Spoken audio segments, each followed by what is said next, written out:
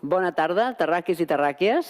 Moltes gràcies per ser aquí amb nosaltres per compartir aquesta conversa tan interessant que ha organitzat el Museu de Ciències Naturals de Barcelona. Jo soc l'Eva Vandenberg, faig divulgació científica i recentment he publicat un llibre per nens i nenes amb l'editorial Flamboyant que es diu precisament Instruccions per trobar alienígenes. I és en aquest context que soc aquí molt contenta de participar en aquesta conversa amb els nostres convidats, l'Ignasi Ribas i la Marina Martínez, que ara en breu us presentaré. Hi ha vida més enllà de la Terra? Doncs la veritat, no en tenim la més remota idea, malgrat que fa literalment mil·lennis que ens estem fent aquesta pregunta.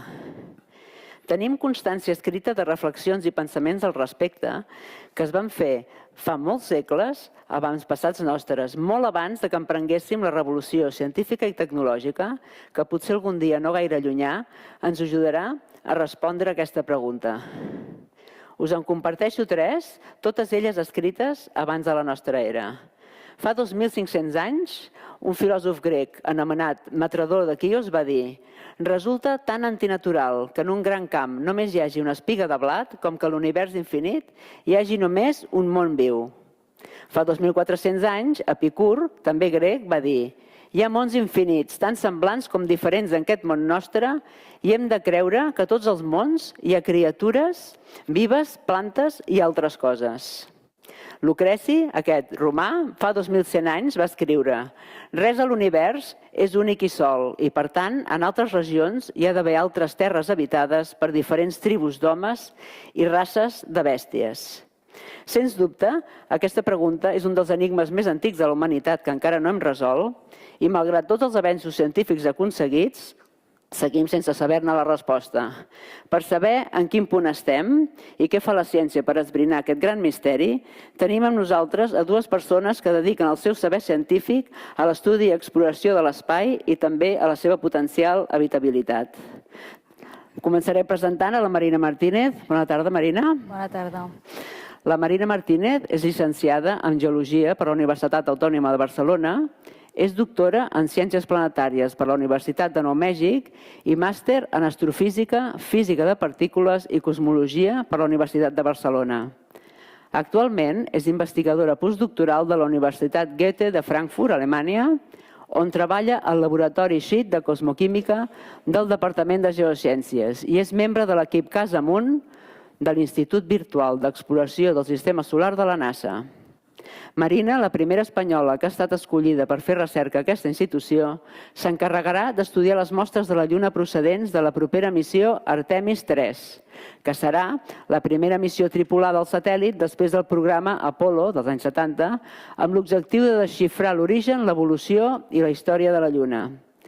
El projecte més recent en el que ha participat és la missió Hipàtia 2, un programa de recerca en el que un grup de 7 científiques catalanes, expertes en diferents disciplines, ha viatjat a l'estació de recerca del desert de Mart, al desert de Utah, als Estats Units, on han conviscut en condicions d'aïllament extrem durant 15 dies, això va ser entre el passat 2 i 15 de febrer, simulant les restriccions i els desafiaments d'una missió real al planeta vermell i portant a terme diferents experiments i recerques com astronautes anàlogues que després ens explicarà. També tenim amb nosaltres Ignasi Ribas. Bona tarda, Ignasi. Hola, bona tarda. Ell és doctor en Física i professor d'investigació a l'Institut de Ciències de l'Espai del CSIC, centrat en la recerca científica i tecnològica des de l'espai. Des del 2017, dirigeix l'Institut d'Estudis Espacials de Catalunya, centre que promou el desenvolupament d'activitats relacionades amb espai al nostre territori en els seus vessants de formació, recerca i innovació i que actualment participa en una desena de missions espacials en col·laboració amb l'Agència Espacial Europea. La recerca d'Ignasi Ribas es centra sobretot en el descobriment i la caracterització d'exoplanetes, que és com anomenem els planetes que es troben fora del sistema solar. En particular, l'Ignasi estudia aquells que són similars a la Terra per buscar-hi vida en el futur. Pel moment, i com a responsable científic de l'instrument Carmenes, ell i el seu equip ja n'han descobert 75 d'exoplanetes. També lidera el projecte europeu Spotless per millorar les tècniques de detecció de planetes bessons a la Terra. I tot seguit encetem aquesta conversa, però abans deixeu-me que us faci la pregunta més òbvia del dia. Quants de vosaltres, sisplau, alceu la mà, no creieu gens probable que hi hagi vida a l'univers? Lluita. Molt bé. Quant optimisme que tenim a la sala. Molt bé. I aleshores, quants de vosaltres penseu que sí? Caram, quina fe, molt bé. Una última puntualització. D'aquests que heu dit que sí, quants penseu no només que hi ha vida, sinó que no hi ha vida prou intel·ligent com per fer-se aquests tipus de preguntes que ens fem avui aquí? Va, això ja ha baixat una mica, Molt bé, fantàstic.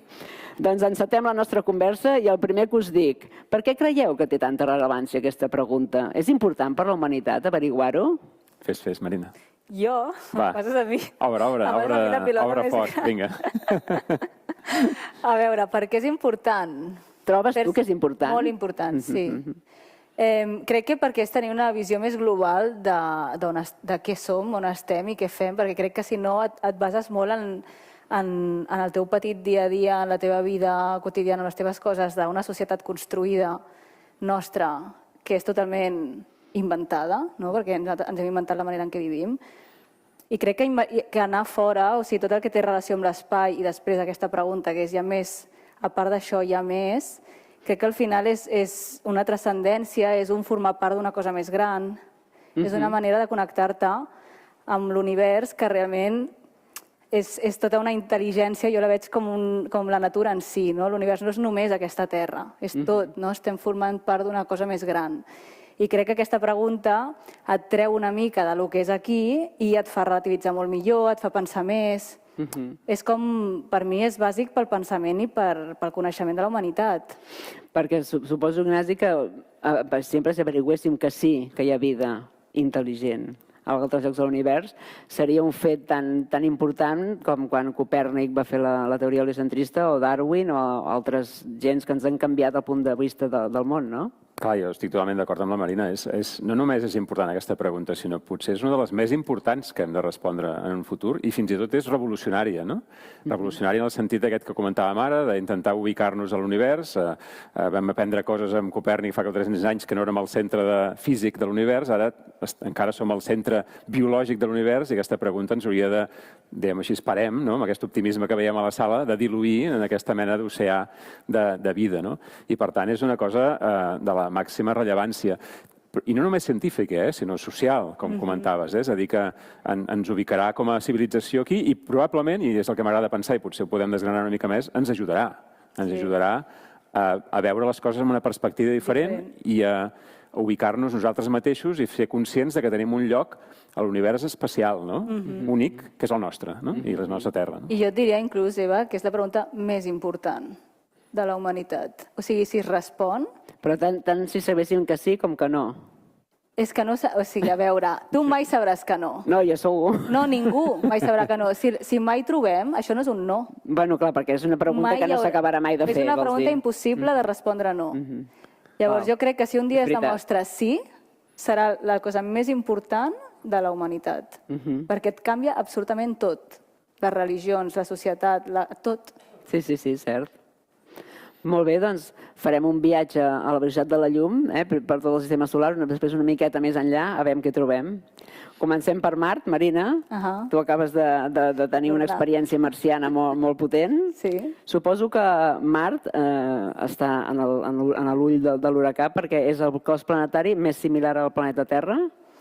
És on tenim la probabilitat més alta de trobar vida, que tenim ara com a... O sigui, els exoplanetes encara, no ho sé, corregeix-me, però... No, però de moment el sistema solar. No podem anar. A Mart sí es podrà anar en un futur i si tu pots trobar vida a Mart, ja serà el primer pas. És que jo crec que és el més probable que puguem trobar si trobem. Perquè, esclar, jo he llegit que fa 3.500 milions d'anys sembla que tenia les condicions essencials per tenir vida. Què va passar? O sigui, sembla com que fos una Terra, no? Que tu estiguessis mirant la Terra del futur o la Terra del passat. O sigui, Mart és com mirar la nostra... Què va passar? Que Mart és un planeta molt més petit, el nucli es va deixar de ser un nucli líquid de ferro-níquel com tenim a la Terra que crea un camp magnètic perquè es va refredar i al deixar d'haver un camp magnètic el vent solar es va carregar l'atmosfera i ara ja al carregar-se l'atmosfera ja no té la protecció dels rajos dels vents solars i si hi va haver vida es va esborrar, no? O es va acabar. però si tu tens alguna possibilitat de trobar vida en la nostra petita història de la humanitat seria a Mart, suposo, perquè també és això, com reconeixes vida fora, no del sistema solar, no ens la podem ni imaginar. Llavors, és molt difícil també detectar. I, en canvi, si tu trobes a Mart un fòssil, doncs serà una evidència directa o alguna cosa així, no? Però ens interessa anar a Mart per aquest motiu. Per molts motius. I per molts altres, però aquest és important. Sí, aquest és un motiu molt important. Clar, és un dels objectius més importants que té ara la NASA, trobar vida a Mart. I tu has anat a fer unes pràctiques, no? Pràctiques no. La Marina ha anat, com us deia, a la missió Hipàtia, que han estat al desert de Utah simulant una estança a Mart. Com ha anat aquesta missió, Marina?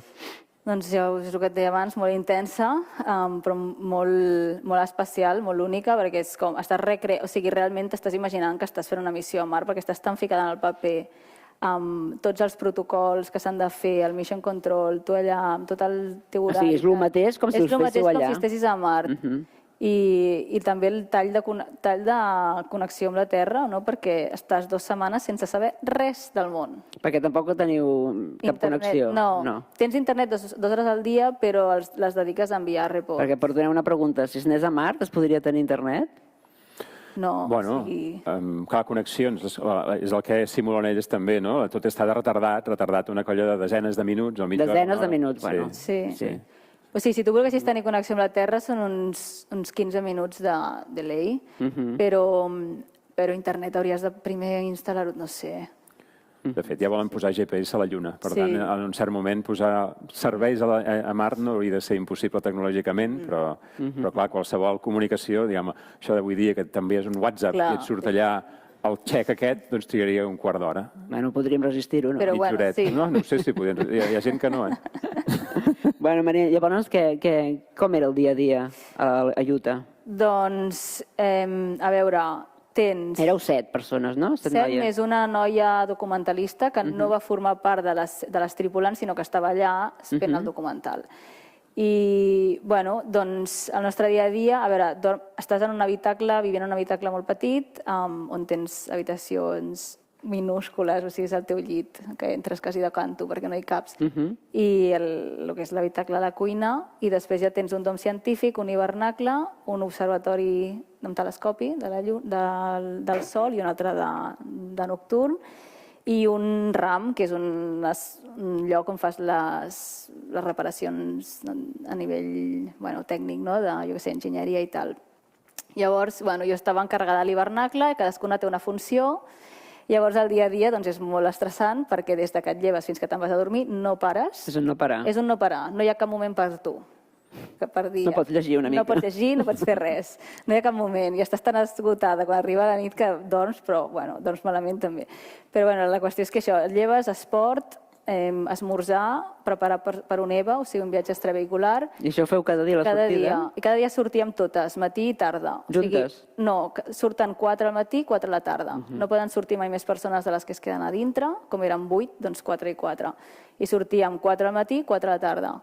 Quan 4 estan d'EVA, les que es queden, una està encarregada de fer el seguiment de les que estan a fora, perquè sempre s'ha de tenir un control en base. Llavors, cadascuna té el seu GPS, tu vas controlant on estan totes, etc. És com si estiguessis fora i no saps què et trobes. Llavors, també és preparar-les perquè surtin, preparar-les quan tornes, perquè t'has de posar tot el traje, l'oxigen, no sé què, el casco, tal. El traje és bastant incòmode, pesa entre uns 15 quilos, més tot el que portes a sobre, perquè jo portava eines de geòloga i, per tant, martells i de tot. Per tant, jo portava uns 17-20 quilos i llavors estàs 4 hores d'EVA, caminant i tal. O sigui, físicament és intens. I després, a la tarda, jo treballava al dom científic, on feia els meus experiments, els meus anàlisis i tal. Hi ha aigua dins de la... Sí, tens un tanc d'aigua, tu tens allò. Quan se t'acaba, se t'acaba. Per tant, ho has de racionalitzar superbé. Cada persona gastava entre 7 i 13 litres diaris. Tu pensa que una persona avui dia es gasta entre 100 i 200 litres d'aigua al dia. Havíem d'estar entre 7 i 13, a vegades fèiem menys, perquè ens dutxàvem un cop cada 4 dies. I tot està molt d'optimitzar-ho tot al màxim. També pensa que aquest tipus de missions van superbé perquè et donen molta consciència de recursos ho reutilitzes tot, calor residual, calor tal, l'aigua aquesta, vull dir, et dutxes i l'aigua que t'has dutxat rentes una mica la roba que tinguis, tal, vull dir, tot molt optimitzat, menjar deshidratat, bueno, llavors... Qui organitza la missió Hipàtia?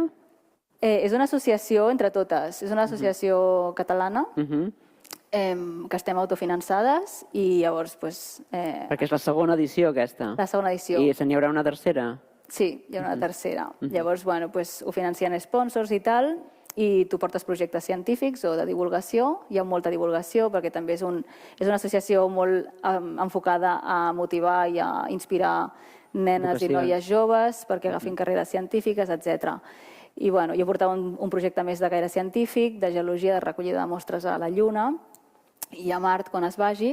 Llavors jo treballava molt al laboratori, al dom científic i tal, però bueno, és molt intens, després de 7 a 9 és quan s'obren comunicacions amb la Terra i tu has d'enviar tots els reports de tot, perquè ha d'haver una constància, o sigui, de tot el que has fet. I si, per exemple, jo regava les plantes, doncs quanta aigua has fet servir, a quina hora l'has fet servir, quants grams has collit de cada cosa, quina temperatura hi havia, màxima, mínima, fer gràfics, fer una narrativa de tot. O sigui, cada cosa que fas era feina. I ara, al tornar, heu de posar en comú tots aquests resultats o ja vau fer la feina? Cadascuna, el seu que tingui, que si hi ha coses, jo sí, jo no tinc feina, però bueno, hi ha gent que feia projectes que es quedaven allà i que després ja estaven, però sí, després també hi ha feina. Per mi jo vaig portar un projecte d'optimitzar mostres, o sigui, missions de retorn de mostres, com les d'Artemis o a Mart. Llavors em basava a com fer un retorn de mostres de manera més eficient. Però bueno, molt intens, molt intens. Bueno, a Mart, com dius, és el planeta que és el que té més possibilitats de que trobéssim alguna cosa. Però ara seguim la nostra cerca, ens fiquem en el sistema solar amb la mà de l'Ignasi, que curiosament durant molt de temps el sistema solar es va pensar, tinc 2 anècdotes, que era un indret molt poblat. El filòsof Immanuel Kant, al segle XVII, estava convençut que hi havia vida a altres planetes del sistema solar i va postular que la distància entre els planetes i el Sol devia tenir una influència considerable en els seus habitants. Com més a prop del Sol, menys evolucionats, el que no ens deixa gaire bé, perquè estem en el tercer lloc. Creia que hi devia haver una enorme variació entre els habitants dels diferents planetes, des dels maldestres pobladors de Mercuri, com els deia Kant, als enginyosos éssers de Saturn.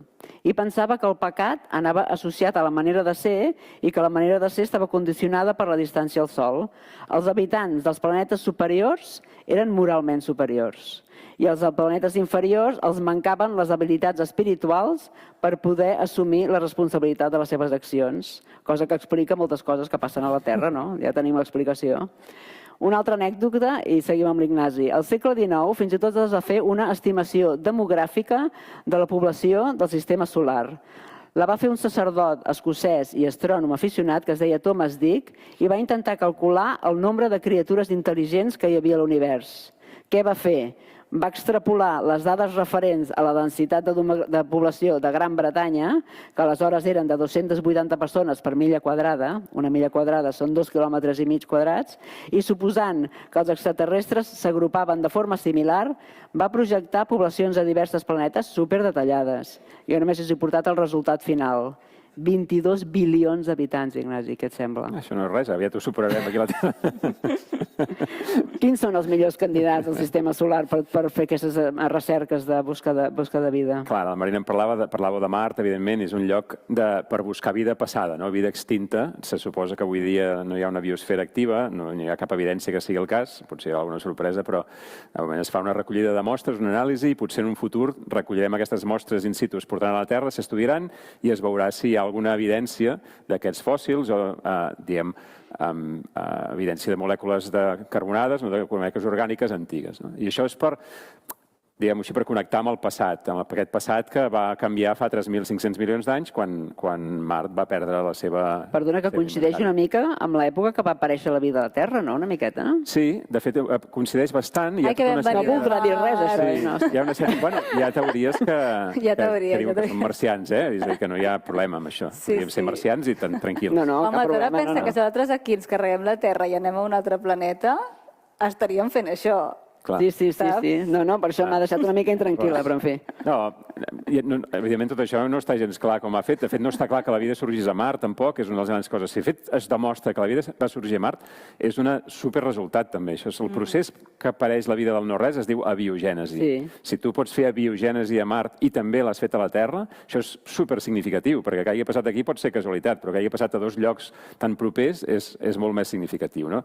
Per l'abundància de la vida a l'univers. Dintre del nostre sistema solar queden les llunes gelades dels planetes gegants, no? De Júpiter i de Saturn. Hi ha una que es diu Europa, que és un clàssic també. Se suposa que aquestes llunes tenen un oceà d'aigua líquida sota una escorça gelada d'uns 10... Se suposa o és segur? Hi ha evidències fortes, tot i que avui em sembla que surt un article dient que hi ha maneres d'explicar certes coses que passen en Cèlet amb un model alternatiu que no implica un oceà líquid. És a dir que, evidentment, tot està per discutir amb ciència, però diguem així que el model més acceptat ara mateix és que tenim aigua líquida i a sobre una escorça gelada. No? Però aquesta aigua líquida és el caldo perfecte perquè hagi aparegut vida i, per tant, avui dia encara podria haver-hi vida, i potser n'hem de parlar d'això, vull dir, vida molt bàsica. No estem parlant d'éssers complexes com els que tenim aquí, no? Com els humans, però com tants altres, mamífers o el que sigui. Podem estar parlant de vida bacteriana. I, per tant, vida molt senzilla. Doncs quan parlem de vida, i això potser val la pena fer un incís, parlem d'una vida que té una química semblant a la que coneixem nosaltres. Clar, jo aquí tenia la pregunta de què és la vida? Clar, això és una cosa que ja... No? Doncs, de moment, és una cosa difícil de respondre. I a biologia hi ha certes definicions. La NASA fa servir una definició que és interessant, que és un sistema, si me'n recordo, un sistema químic autosuficient capaç de replicar-se i de dur a terme evolució darwiniana. Això és la definició de la vida segons la... Clar, això és una definició... Això és vida d'aquí, perquè evolució darwiniana és la que ha passat aquí. I això és una cosa molt difícilment extrapolable a mirar-la remotament, no? Llavors, basem-nos només en uns éssers que fan una certa química basada en el carboni, és a dir, molécules orgàniques, i que fan servir l'aigua i tenen energia d'una certa manera, etc. Llavors aquest tipus de vida la podríem trobar potser a aquestes llunes, que es diuen Europa, que en parlàvem ara. Hi ha una missió que es diu Europa Clipper, que està cap allà, però no serà capaç, en principi, de trobar vida perquè és un orbitador, no hi ha res més. I llavors s'està parlant molt d'una lluna de Saturn que es diu Encèlad, que té un fenomen molt interessant que es diu criovolcanisme, és a dir, que hi ha geysers. Per tant, aquesta aigua que hi pot haver sota aquesta escorça gelada tan profunda, i llavors molt complicat de fer un forat, doncs surt a la superfície en certs moments amb una mena d'erupció volcànica. Però amb aquests satèl·lits hi hem enviat sondes? No hi hem anat, però la idea és agafar i fer una sonda que sobrevoli Encèlad i que passi per dintre d'aquestes geysers, diguem-ho així, prengui mostres i miri si hi ha activitat orgànica allà dintre, no? Molècules orgàniques. Això està previst per un futur més o menys proper? Proper en astronomia... Bueno, no, a escala humana. Clar, no és demà passat, això. Però, o sigui que les agències espacials, tant la NASA com l'ESA, està pensant en fer aquestes missions. Pensant significa que un cop estigui pensada, finançada i llançada, passaran 30 anys o 20 anys. És a dir, això és proper en aquest sentit, no? És una de les idees que hi ha ara. Per tant, dintre del sistema solar podríem dir que un dels focus principals és aquest, i després hi ha la història de Venus. Venus és un planeta inhòspit, amb temperatures a la superfície de 500 graus centígrads, però que, si un mira la seva atmosfera, que és tremendament densa, hi ha una certa alçada en aquesta atmosfera on la temperatura és adequada, diguem-ho així, perquè hi hagi la vida com la que coneixem aquí. I ara com comentaves ara, fa uns 3 anys o 4, es va anunciar la descoberta d'una molècula que a la Terra sempre s'associa a la vida, que és la fosfina, PH3. Llavors, aquesta molècula a Venus es va especular que potser tenia a veure amb activitat biològica. Primer, ni és una detecció molt, molt ferma, i de fet la detecció inicial ha quedat una mica qüestionada i n'hi ha menys de la que es pensava. I segon, no està gens clar que sempre, en qualsevol... No hi ha gens clar que hi hagi altres processos químics que poden generar fosfina sense la presència de vida. Per tant, però allà està. O sigui, hi haurà missions. Hi ha missions que l'Agència Espacial Europea i la NASA i fins i tot empreses privades enviaran a Venus a veure què és el que està passant allà. I això és el retrat del sistema solar en cada lloc. Molt bé. Ara sortirem una miqueta més lluny, però abans ens parem un momentet aquí a la Lluna, que Marina, que tens coses que explicar, perquè la Lluna està avui al focus de moltes agències espacials, que si ho he entès bé, sobretot és perquè és una mena d'estació de transbord per anar cap a Mart, no? Això per una banda. I per l'altra banda, perquè per tenir-hi coses allà preparades per sortir cap a l'espai exterior. A veure, la Lluna primer és un cos que encara queda molt per entendre'l. O sigui, abans de que sigui un objecte en el que en fem ús per marxar cap a altres llocs, com un parc, com una estació, no. O sigui, el principal motiu per anar a la Lluna, científic, no d'interès empresarial. Sí, està clar, sí. És que encara falta entendre la Lluna. O sigui, la Lluna, gràcies a les missions Apolo, s'ha entès moltíssim i s'ha pogut començar a fer hipòtesis de com funciona i l'origen i tot, però encara, o sigui, hi ha moltíssimes coses que no es veuen clares, que hi ha inconsistències de tot tipus, de dats, de quan va començar això i allò, i com funciona això, i d'on surt el calor aquí. Vull dir, la Lluna queda molt per entendre a nivell geològic. Llavors, un dels motius és entendre la Lluna, perquè així també saps com evolucionarà. Clar. I per mirar quins recursos tens allà també, perquè primer es mira també si hi ha l'aigua, no? Que ara s'especula que hi és, doncs comprovar que hi sigui. Si hi hagués aigua, sí pots fer una base allà, però si no hi ha aigua... I tu t'encarregaràs d'analitzar les mostres lunars que porti a la Terra la missió Artemis. Sí. Home, això és una passada, no? Sí. Estàs contenta? Molt. I això, des d'on ho faràs? Des de Frankfurt. O sigui, les mostres aniran a parar allà? Sí. Ara, si hagués estat aquí, doncs estaria aquí, però a l'estar a Frankfurt, doncs em vindran allà. Val. Sí. I què podem aprendre d'aquestes mostres? Què creus que... Bueno, jo estaré enfocada a tot el component volàtil, és a dir, l'aigua, per una banda, però també el fluor, clor, sofre, carboni, tots aquests elements, volàtil vol dir que a poca temperatura s'evaporen i són superimportants en un planeta com la Terra o Mart o el que sigui, perquè determina molt l'interior del planeta i després com evolucionarà cap a fora. O sigui, pot formar una atmosfera o no, pot fer vulcanisme o no, de quin tipus, etc. La Lluna es creia que no tenia elements volàtils. A partir dels 2000 es va detectar aigua per primer cop gràcies a la tecnologia de la instrumentació i ara no només s'ha detectat traces d'aigua, que era el primer pas que es va fer en minerals, sinó que s'ha vist amb sondes que aquests cràters permanentment en ombra poden tenir molta aigua, no?, en forma congelada, enterrada. Però no se sap l'origen d'aquesta aigua, no se sap com és que està allà, ni res. I si hi ha aigua, et canviaria bastant tot del que coneixem de la Lluna. O sigui que mirant-ho des d'avui, també mirant les mostres que va portar l'Apolo, amb les noves tecnologies, els nous coneixements, podries veure més coses dels que es va veure en el seu moment. Sí, moltes més. De fet, encara hi ha moltes mostres d'Apolo que no s'han obert mai, que encara estem estudiant. Que no s'han obert mai? No, moltes, sí. No m'ho esperava, això. Sí. N'hi ha moltíssimes, no? Sí, encara n'hi ha bastantes que no s'han obert mai. I bueno, jo ara mateix estic estudiant algunes d'aquestes. Com és això, després de tants anys?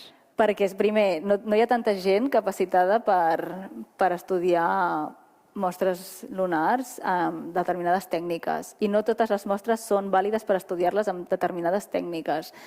Hi ha poques mostres que són realment molt valuoses, perquè, clar, amb Apolo es va agafar tot el que es va trobar, no? I els astronautes tenien poc coneixement de geologia, etc. Va tornar molt material, però realment n'hi ha poques que siguin... Són quilos i quilos, no? Són 382 quilos, però hi ha molt poquetes que siguin supervaluoses, no? Llavors, clar, moltes s'han conservat perquè tu saps que la que l'obres l'estàs contaminant.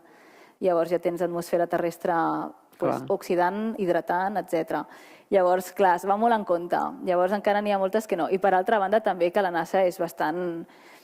li costa deixar anar mostres, o sigui, estàs allà arrugant i bueno, llavors et donen un gramet. Però és difícil. Llavors, bueno, doncs sí, hi ha moltes que no s'han obert i encara jo ara estic en el procés d'estudiar algunes de les que no s'han obert per mirar també com ho farem per estudiar aquestes mostres d'Artemis sense que les haguem d'obrir i poder treure molta informació abans. Que jo proposava a Hipàtia, de fet, fer ja el màxim de treball d'anàlisi químic allà mateix. O sigui, jo ho faria a Mart o a la Lluna, perquè si ja tens uns valors, ja tens unes dades que saps que no tenen contaminació terrestre. En comptes de recollir i tornar, doncs a recollir i fer anàlisis allà i tornar. I bueno, llavors... Tu ets experta en meteorits, també, no? I molts dels quals també ens parlen del material inicial que forma el sistema solar i també podem tenir pistes sobre com de fàcil o factible és el sorgiment i desenvolupament de la vida. Les mostres lunars també ens poden parlar en aquest sentit? Sí, perquè pensa que tota la superfície lunar està bombardejada per meteorits a saco, tots els cràters que tu veus, I aquests meteorits, la majoria són carbonacis, aquests primitius que van portar, que se suposa... Però venen d'altres cossos planetaris. Clar, que venen dels confins del sistema solar, que són els que creiem que poden haver portat la matèria orgànica i l'aigua a la Terra, també. Perquè la Terra, en principi, no tindria aquests elements. Perquè es tira més cap a la panspermia que cap a la biogènesi? No, és que la panspermia diu que la vida ja es forma fora i hi arriba. I això no. No creiem això. Creiem que els ingredients potencialment formadors de vida arriben a la Terra, que serien les molècules orgàniques, aminoàcids, jo què sé, cetones, tot aquest munt de molècules orgàniques que es troben als meteorits primitius, que venen de molt lluny del sistema solar, i un cop aquí desenvolupen la vida, perquè hi ha unes temperatures, una aigua amb una temperatura calenteta, el que sigui, que tal. Però la panspermia diria, corregeix-me, que la vida es formava i arriba aquí. Això no és així. En principi no és l'evidència que tenim. L'evidència que tenim és que les molècules i els ingredients potencialment formadors de vida estan en els asteroides primitius, de l'inici del sistema solar, abans que hi haguessin planetes i res. I que llavors va haver un moment en la història del sistema solar primitiu, inicial, en què els planetes interns estaven començant a formar, com la Terra, o Mart, o Venus, que va patir una pluja d'asteroides que va durar 200 milions d'anys, i aquests asteroides primitius carregats d'aigua i matèria orgànica van posar totes les llavors a tots aquests planetes. Clar, la Lluna en principi no va tenir atmosfera, ara s'està plantejant la pregunta, i si la Lluna va tenir atmosfera en el principi? Perquè si hi ha aigua dintre, pot tenir... Això voldria dir que potser va formar atmosfera. Si va formar atmosfera, quan va durar aquesta atmosfera? De què estava feta? I la Lluna realment és un tros de la Terra? No, la Lluna és... O sigui, va venir un asteroide més diferenciat, més gran, tipus Mart, un planeta tipus Mart, que va xocar amb la Terra. Llavors es van fondre els dos, perquè estaven plàstics, els dos encara no estaven sòlids, estaven semifosos, i van fer una mescla entre els dos i es van separar en dos. O sigui, llavors va sortir un article a Nature fa 2 anys, el 2023, que s'havia trobat com les restes de teia enterrades a sota la Terra.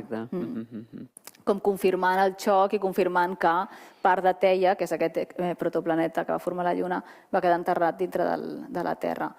I totes les evidències ens indiquen que hi va haver aquesta col·lisió d'aquest planeta amb la Terra. Però encara s'ha d'investigar molt sobre la Lluna, moltíssim. Llavors, les missions d'Apolo clau per això, però encara no són gens representatives, venen de zones equatorials molt estranyes en la Terra, en la Lluna, que són aquestes zones fosques, etc.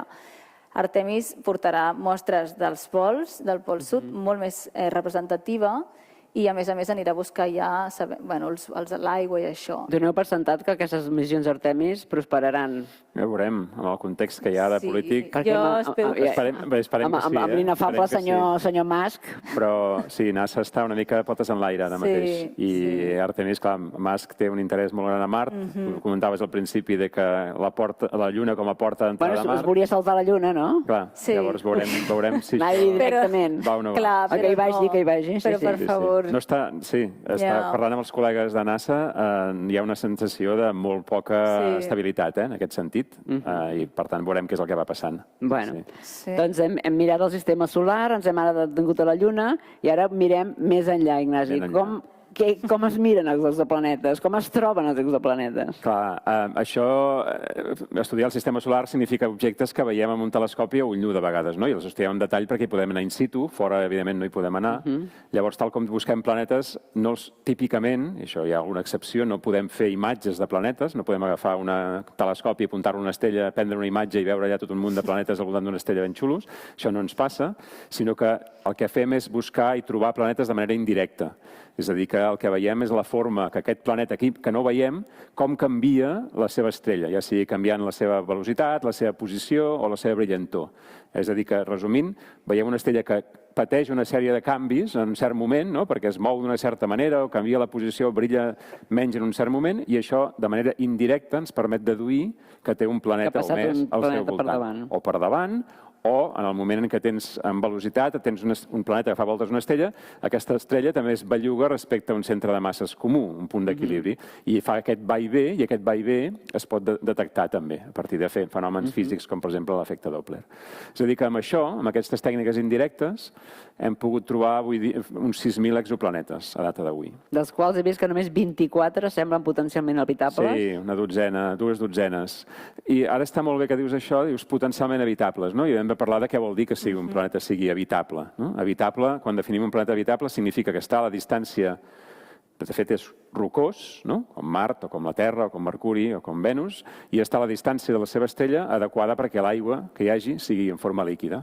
Imitant com la Terra, no? I per què ha de ser l'aigua líquida, saps? Hi entrarem, això. Però aquest rang de distàncies és el que en diem zona habitable, i un planeta rocós que estigui en aquesta zona habitable en diem potencialment habitable, que significa que podria ser que tingués aigua líquida. Si té aigua líquida en diem habitable, i si té aigua líquida i vida, doncs en diem habitat, no? Aigua líquida, clar, són les qüestions, és una pregunta clàssica i està relacionada amb què és la vida i què és el que i com ho interpretem, això, no? De fet, jo sempre m'agrada pensar o dir que ho fem per qüestions pràctiques, pràcticament. És a dir, que anem a buscar vida allà fora, però anem a buscar vida que entenguem o que puguem reconèixer com a vida. Si busquem vida basada en una química que no s'assembla per res a la nostra, no la sabem ni interpretar.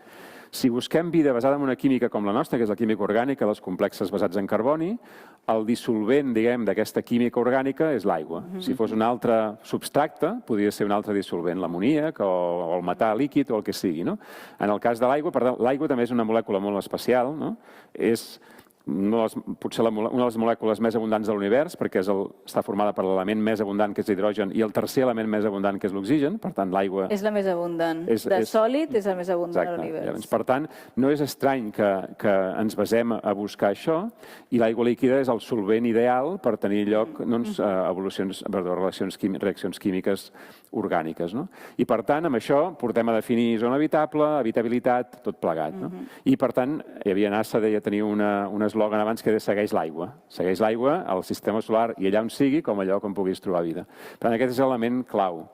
Altra cosa és que si hi ha les condicions adequades, la vida aparegui. I això és aquest procés que en coneixem com a biogènesi, que dèiem, ha d'haver asteroides o rics en volàtils que deixin tot de material en aquests planetes, i en part l'aigua aquesta, i que a partir d'aquests materials bàsics, aminoàcids senzills, tots aquests compostos químics, d'alguna manera s'agrupin per formar vida, el que anomenem vida. És a dir, que hi hagi una membrana lipídica, que dins això encapsuli una cosa, que tingui un cert nucli, etc. Aquestes coses que diem vida. Aquest procés que va de molècules bàsiques o senzilles, aminoàcids senzills, fins a un ésser viu, encara que sigui un bacteri, és completament desconegut. No s'ha aconseguit mai sintetitzar vida en el laboratori. S'ha aconseguit sintetitzar molècules orgàniques una mica més complexes, però organitzar-les de manera que hi hagi vida és tot un pas gran. I, per tant, aquest és un dels grans... Tantes mans optimistes aixecades, si m'haguessis fet la pregunta, jo no hagués aixecat la mà en cap moment de les 3 preguntes que has fet. Jo sí, jo hagués aixecat la mà, segur. Jo no l'hagués aixecat. Jo no l'hagués aixecat perquè hi ha una cosa que no sabem... Home, jo després us preguntaré si creieu que hi havia extraterrestre o no. Però és que, a veure, aquí ens falta una peça del puzzle, molt gran, que és la vida. Exacte. Perquè la vida no es basa només en aquestes molècules. Bueno, no, clar, però has de fer un pas, diguem-ho així, per estructurar-les de forma complexa. Però crec que la ciència està tan ficada en lo material i lo físic que no està veient que hi ha més. Bueno, igualment necessites una cosa que sigui prou complexa perquè puguis tenir el més. Però tu pots tenir... Sí, hi ha moltes coses supercomplexes. No al nivell de... O sigui, quan busquem molècules orgàniques a l'univers, per exemple, es troben certes molècules complexes, els fluorens, coses amb bastants carbonis i tot això, però no es troba la complexitat que tenim al nostre entorn. Tinc aquí una frase, que ara la tenia aquí a l'últim, però ara va genial perquè us la digui, que l'ha escrit un senyor que es diu Chris Impey, un astrònom britànic de la Universitat d'Arizona, i diu: la vida alienígena pot no estar basada en el carboni, Clar. que forma la columna vertebral de totes les molècules essencials de la vida, almenys aquí a la Terra. Pot ser ni tan sols necessita un planeta per viure. Clar. Les formes avançades de vida als planetes alienígenes poden ser tan estranyes que són irrecognoscibles. Aquest és el problema. Els astrobiòlegs que intenten detectar la vida fora de la Terra hauran de ser molt creatius. Clar, perquè Bueno, però clar. això que dèiem de la qüestió pràctica, o sigui, potser veiem coses que no sabem interpretar com a vives. Sí, Bueno, i ara entenc, si el pràctic vols dir, estem buscant vida idèntica a la nostra. Amb una química igual. Sí. Vale? O sigui, el que estem fent és Clar. buscar si hi ha algú com nosaltres. Però crec que això és com... Bueno, clar, entenc la practicitat perquè és el que tu reconeixes i el que coneixes, però no ho veig... no veig que sigui això el que hem de fer, saps? Però no és tota la... Però tampoc és com tota la- t'imagines una vida que te la no pots saps ni imaginar? Clar. És que no te la pots imaginar. Clar, Hem això és el d'acceptar problema. que no la podem imaginar, Clar. no? Per això, si hem d'anar a buscar alguna cosa, o sigui, tal com m'ho imagino jo, no? És la meva percepció, busquem coses que sapiguem interpretar Sí. com a tals, potser sabem que serà només una petita part de la foto general, entenguem aquestes i a partir d'aquí, no? Anem construint coneixement cap a desviar-nos, diguem-ho així, d'allò que coneixem tan bé i anem construint el que hi ha pel Però a veure, voltant. com estudies tot això, un exoplaneta que està al més a prop, està a 4,24 Ah, anys això està llum. xupat. Està Ara, xupat. Sí, això ja ho tenim clar. O sigui, diguem-ho així, hem posat d'aquesta manera. Tenim les tècniques per fer-ho, les tenim clares. No tenim la tecnologia per aplicar aquestes tècniques. Ja No ho explicaré. tenim la tecnologia. No encara, però Ahà. arribarà. O sigui, en què ens basem? Ens basem en una hipòtesi, i és que la vida en un d'aquests objectes, d'aquests planetes, és prou abundant com per haver alterat les condicions del seu entorn. I en aquest cas parlem de l'atmosfera. No? La vida deixa rastre. Deixa rastre. Llavors, aquí, de fet, estem respirant una atmosfera alterada fortament per la vida. La vida a la Terra, hi veu un procés que es diu la gran oxidació, que va expulsar grans quantitats d'oxigen, no? Però jo crec que la vida s'adapta allà on les condicions del planeta en si, no que el planeta s'adapta a la vida. No, al revés, la vida l'altera, de fet. La vida... Hi ha evidències de la Terra, no? Sí, exacte, tot altera, però, o sigui, la vida sempre, jo crec que sempre sorgirà amb les condicions d'aquell planeta en concret, que siguin les que siguin. Sí, però el que tu has de pensar és com tu faràs per veure unes condicions i deduir si aquestes condicions són les que ha conduït a la vida, o sigui, que t'indiquen que en aquell lloc hi ha vida, no? I és una... Clar, tu estàs pensant en tu com identificar-ho, llavors, clar. Clar. Llavors, com ho podem fer, això? Nosaltres veiem atmosferes en molts planetes. I l'atmosfera és un gran... És la cosa d'un planeta que pots alterar més fàcilment. Sí, és el més perquè és una cosa visible, observable i és una cosa amb poca quantitat de material, representa. O sigui, a l'atmosfera hi ha, evidentment, molt d'aire aquí que estem respirant, però la vida és prou... Fixeu-vos que ho estem fent nosaltres, els humans, alterar l'atmosfera, en aquest cas diòxid de carboni, és capaç d'alterar això. En canvi, les condicions globals geològiques d'un planeta no les altera fàcilment la vida i si les altera són molt difícils de veure. En canvi, això ho podem veure. I veure atmosferes de planetes ja ho sabem fer, això. I com es fa així per explicar fàcil? Ràpidament. Tal com ho fem ara, és agafem planetes que fan trànsits, és a dir, que passen per davant de la seva estrella. I veus el pas, sí. Llavors, fàcil d'explicar. Si aquest trànsit tens un objecte que és només una bola fosca, doncs aquest trànsit tindrà una certa fondària, tapes una certa quantitat d'estrella. No? Sí. Si aquesta bola hi poses una atmosfera, aquesta atmosfera hi haurà longituds d'ona a les quals serà opaca i altres a les que serà transparent. Si mires unes longituds d'ona que és transparent l'atmosfera, veuràs menys tros de planeta, per tant, el trànsit és menys profund.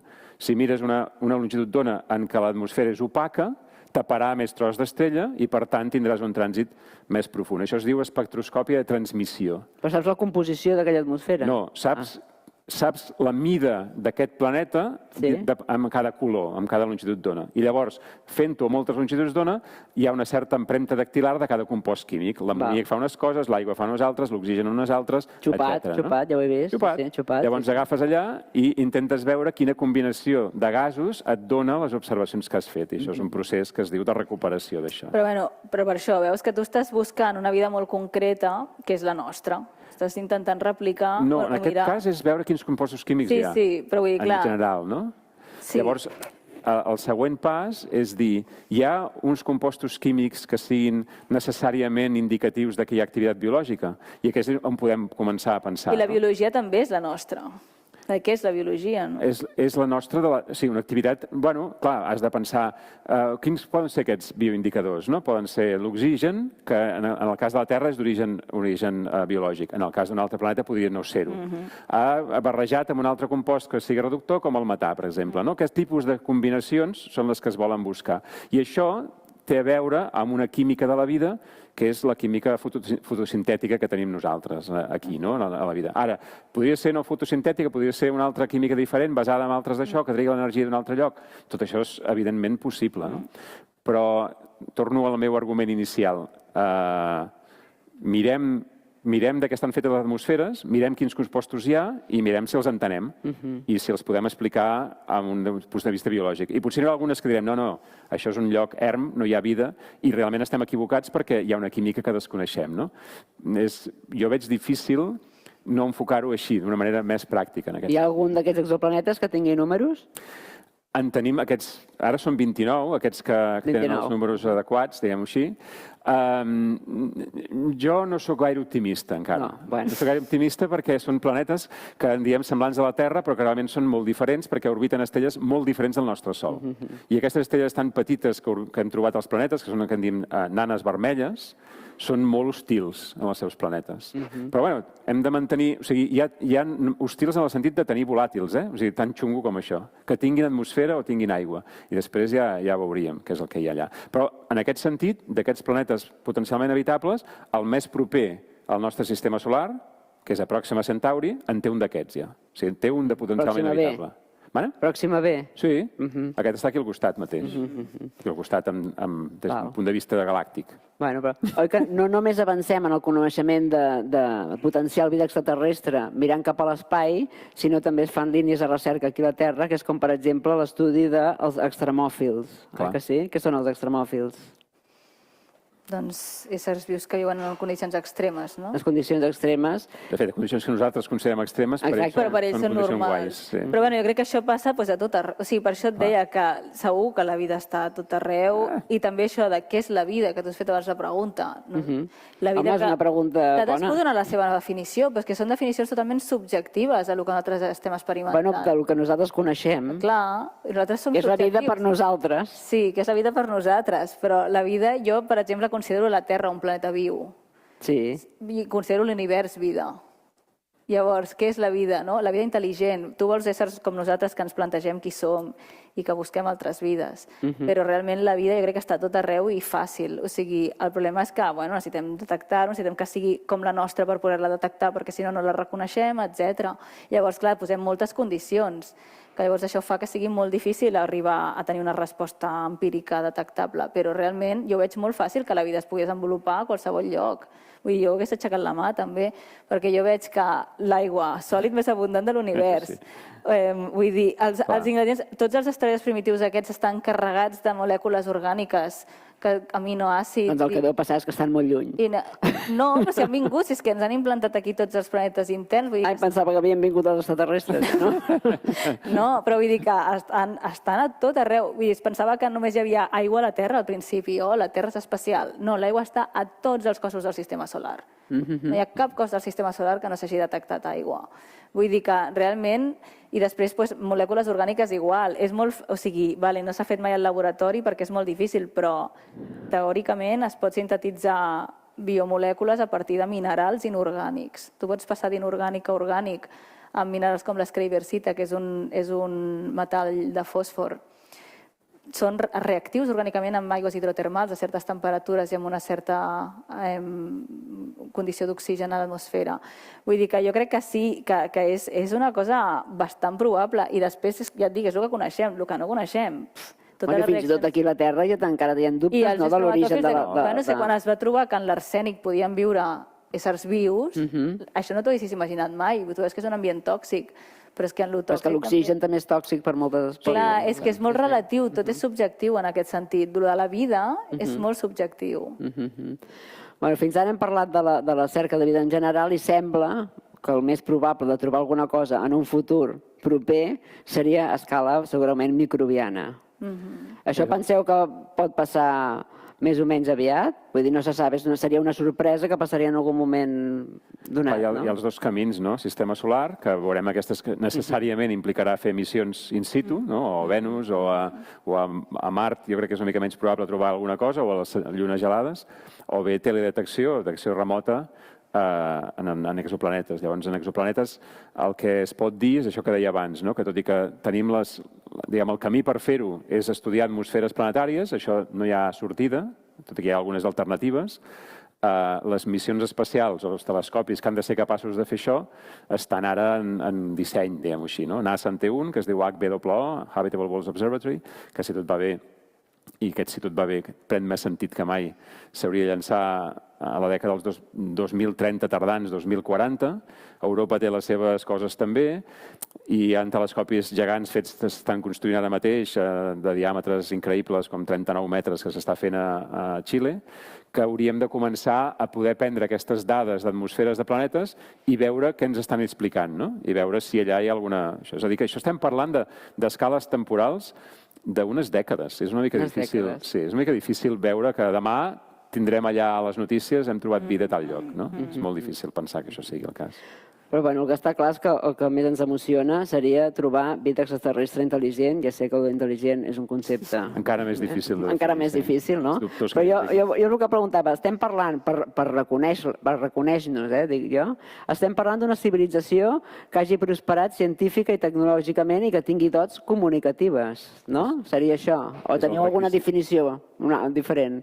No, clar, el que podem arribar a aspirar a trobar és vida comunicativa, que amb qui puguem parlar, diguem-ho així, no? Més enllà d'això... Aquesta seria la intel·ligent, no? Sí. És a dir, que ha tingut prou tecnologia com per comunicar-se a distàncies interestel·lars. Això és el que s'ha estat fent durant una colla de dècades, no? Escoltant allà amb els plats aquests. Bueno, i fa molt de temps que estem intentant fer aquestes comunicacions, no? Jo tinc aquí una de la primera proposta científica per comunicar-se amb els extraterrestres, que és de 1830, si m'equivoco m'ho dieu, sisplau, que s'atribueix al famós astrònom i matemàtic alemany, el Carl Friedrich Gauss, que va proposar de plantar un bosc de dimensions colossals de Sibèria, és total això, que tingués la forma d'un immens triangle rectangle de 3 quadrats, una representació simbòlica del teorema de Pitàgores. Jo vaig anar corrent a mirar el teorema de Pitàgores perquè no me'n recordava de res. Tenia que ser prou gran per ser vist des de la Lluna o Mart. Volia deixar clar als extraterrestres que poguessin estar observant la Terra amb els seus potents telescopis que el nostre planeta està habitat per éssers prou intel·ligents per conèixer el teorema de Pitàgores. Però això és de veritat, que no és broma. Sí, ho vaig buscar. El Gauss és una persona, un matemàtic reconegut. I després aquest altre m'ha semblat boníssim. Un poeta i inventor francès, contemporani d'en Gauss, que es deia Charles Cros, que estava convençut que els punts de llum que es veien a Mart i Venus, que devien ser núvols alts il·luminats pel Sol, eren els llums de les grans ciutats d'aquests planetes. Va passar anys demanant al govern francès la construcció d'un mirall gegant que es pogués utilitzar per comunicar-se amb els marcians i venusians, cremant línies gegants dels deserts d'aquests planetes. O sigui, com el del mirallet, a l'Obèstia, que no és una manera massa maca de començar una relació. Cremar el planeta per escriure. Exacte, diu, mira, ja això. Però aleshores van passar moltes coses, no? Però així fent un resum, va passar un fet que va deixar enrere totes aquestes idees tan xocants, que va ser el descobriment de la ràdio. La ràdio ho va canviar tot, oi que sí? Clar. Per què és tan útil la radiocomunicació? Bueno, es transmet a la velocitat de la llum, no? I és el que ens podia permetre, i a més es va donar, no? Els humans ens vam adonar que hi havia possibilitat d'emetre cap a un lloc, no? En general, o escoltar, no? I això va donar el lloc de dir, bueno, doncs a veure si hi ha altres civilitzacions a la galàxia que estiguin transmetent i que, per tant, doncs, facin servir aquest mecanisme amb ones de ràdio, no? Que es van descobrir en aquell moment. Per tant, ja obria tota una perspectiva d'intentar veure si estem sols, no? Respondre a la pregunta aquesta clàssica. Perquè vam fer molts anys de només escoltar fins que a partir d'un moment vam decidir de dir alguna cosa, també, no? No, es va dir aviat, ja. Sí, es va escoltar des dels anys 50 que s'escoltava, no? En projectes d'aquests, projecte OSMA i tot això. Els pioners són un dels grans noms que hi ha, això és Frank Drake, de fet. Sí, Frank Drake amb el programa OSMA aquest. El programa OSMA, que és el que, a més, va fer la famosa equació de Drake, que igual podem comentar en algun moment. Sí. Que és el que va posar tot això en el mapa, diguem-ho així, no? Va aconseguir recursos per tirar endavant un programa que és SETI, que és Cerca d'Intel·ligència Extraterrestre, que es basa en agafar radioantenes i escoltar diferents estrelles o diferents llocs i intentar veure si allà apareix algun senyal que sigui, diguem, no d'origen natural, no? Això ho deien d'aquesta manera.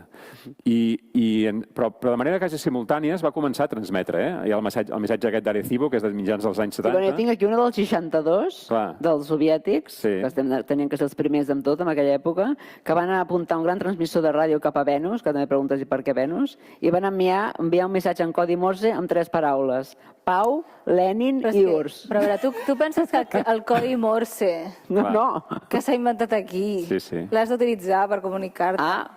Ho van fer-ho. És que, clar, a veure, és que... Llavors s'ha anat, tot el tema de la comunicació... En què devien estar pensant? No ho sé, Marina, però ho van fer-ho. No, a més, tu imagines que ho reben. Diuen Pau, Lenin, URSS. I a més és que es farien igual, o sigui, què m'estàs dient? Pau, Lenin, URSS. Doncs expliqueu una mica aquests de les plaques Pioneer i els Arecibo, com van anar. Estem als anys 70. Sí. El primer és aquest de les plaques Pioneer, no? Bueno, és aquesta placa famosa, no?, que hi ha un dibuix de la sonda i amb una figura humana, 2 figures humanes, una d'home i una de dona, i llavors tot de codis allà, no?, l'àtom d'hidrogen amb els seus espins, i llavors un petit mapa del sistema solar, allà on hi ha els planetes, i del tercer planeta surt una fletxa, que això també és una cosa controvertida, perquè les fletxes són molt d'aquí, no sabem si els extraterrestres fan servir fletxes. Fan servir fletxes els extraterrestres, això és un títol boníssim, Exacte.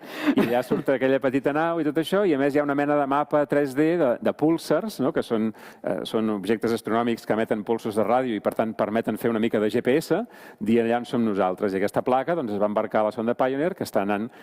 I encara està viatjant, encara, no? Està aquí mateix, està aquí tocada de nosaltres, o sigui, acaba de sortir del sistema solar, la Pioneer 1. És a dir que, res, no hem anat gaire enlloc. Les Voyager ho van tornar a fer amb un disc, amb sons i tot això, i llavors, en paral·lel, es va decidir enviar un missatge, una transmissió, que és en binari, en aquest cas. Estem parlant d'un pictograma que es va fer des d'Arecibo, l'antena aquesta de 300 metres de diàmetre que es va destruir ara fa 3 o 4 anys, i aquest pictograma hi ha tot de dibuixets. Hi ha els humans també, l'antena, una sèrie de compostos químics, etc. I això es va enviar a un cúmul globular, que és un munt d'estrelles, són centenars de milers d'estrelles. A la constel·lació d'Hèrcules, no? D'Hèrcules, M13. Però per què s'escull un lloc o un altre? Bueno, aquests van decidir, anem a apuntar allà on hi hagi més estrelles.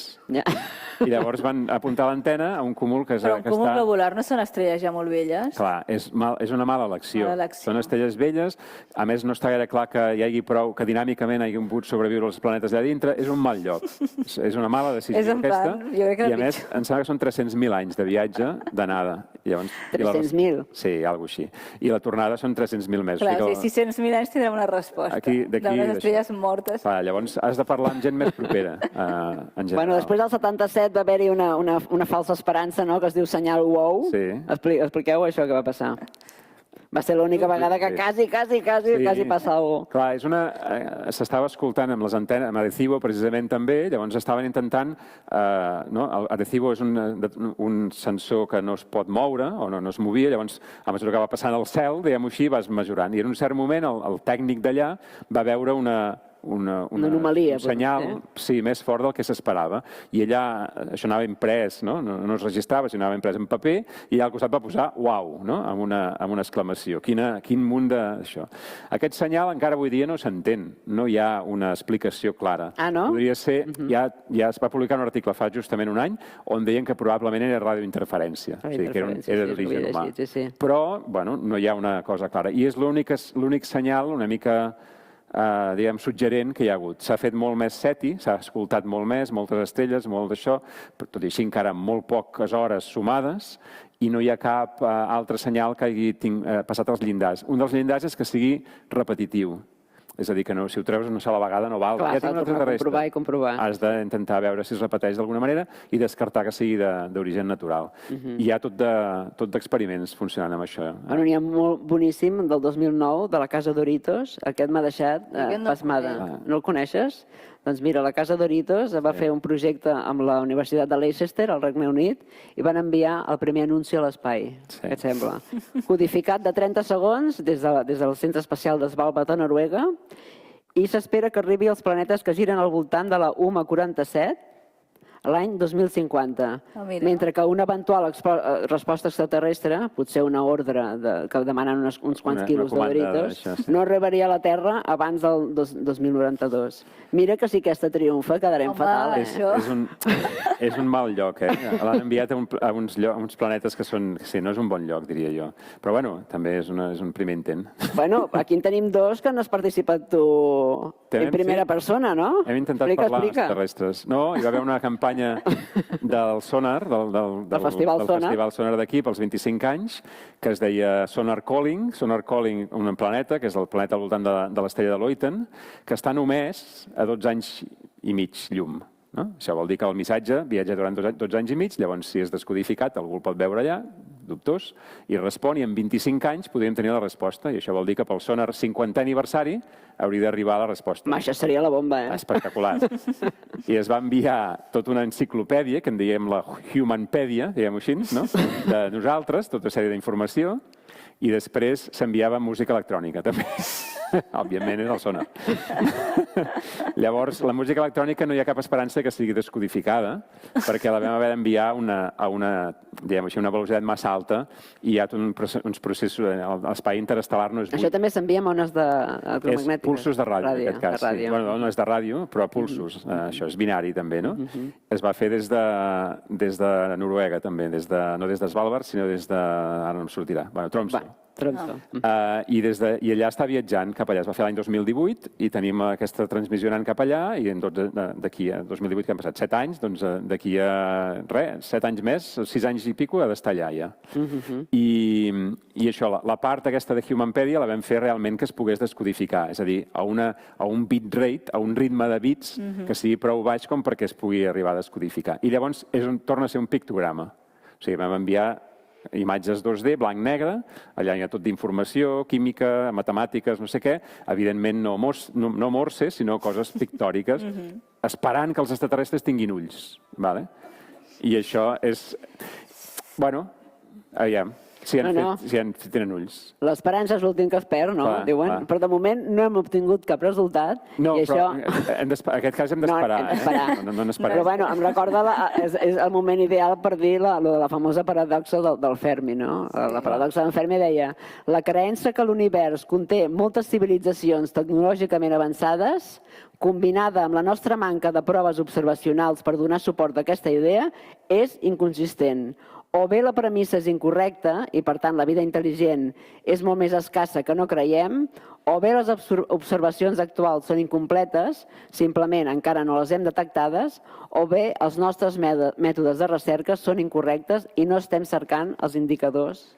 A veure, jo també crec que aquí hi ha un problema de temps. O sigui, potser hi ha hagut civilitzacions intel·ligents, el que vulguis, però no simultànies, és a dir, no simultànies, evidentment no, però que t'arribin justament, quan viatgen a l'espai, arribin aquí en aquest any. És que la nostra humanitat és molt petita, o sigui, és un temps curtíssim de la història geològica d'un planeta. Llavors, estàs jugant unes cartes molt baixes, o sigui, no veig que sigui un problema de que no hi ha vida i que estem buscant com això que tu dius de... La probabilitat és molt baixa. No, jo crec que és alta, el que passa que si tu ara imagina't, t'has enviat aquesta senyal que arribarà l'any d'aquí 6 anys i mig i tal, bueno, estàs suposant que aquell planeta, just ara en aquest moment que arriba ja, i si va haver fa 50 milions d'anys, o 200 milions d'anys, o 300.000 milions d'anys. Sí. I ara no. O sigui, has d'enganxar just un lloc de tot l'univers que justament ara, quan tu t'arribi aquella senyal, hi haurà en aquell moment. I després i que justament tingui ulls i t'escolti. Estem jugant unes cartes tan baixes i tan improbables que no m'estranya. Jo no veig una paradoxa aquí, és que és normal. De fet, la paradoxa la feien amb una sola frase, que va dir Fermi l'any 1950 en una conversa de dinar, i va dir: on és tothom? Aquesta és la paradoxa de Fermi, no? I és com és que, si els números són els que són, com és que no hem tingut... És veritat, hi ha una cosa que podríem dir, hi ha una altra possibilitat de cerca aquí, que també es pot explotar, que és la cerca de fòssils, diguem-ho així, no? És a dir, tu pots buscar andròmines per allà a l'espai.